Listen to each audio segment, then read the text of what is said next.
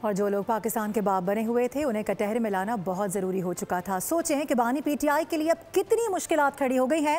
آج کا فیصلہ حق اور سچ کی فتح ہے۔ ریڈ لائن کراس کرنے والے شخص کو سزا ہوئی ہے۔ قانون سے کوئی بھی بالاتر نہیں۔ وفاقی وزیر اطلاع عطاءاللہ تارڑ اور سینیٹر فیصل وابڈہ کا لیفٹیننٹ جنرل ریٹائرڈ فیض حمید کی سزا پر رد عمل سامنے آیا۔ کہا گیا کہ فوج میں خود احتسابی کا عمل بہت کڑا ہے۔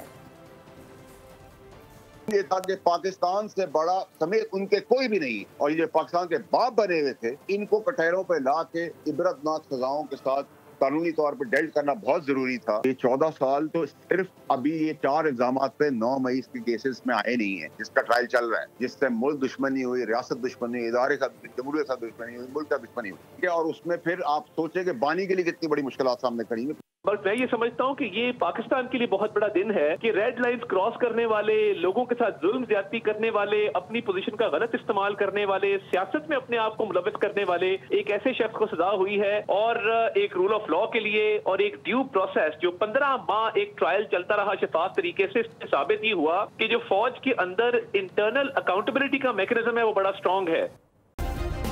سبسکرائب کریں اور بیل دبائیں تاکہ کوئی خبر رہ نہ جائے۔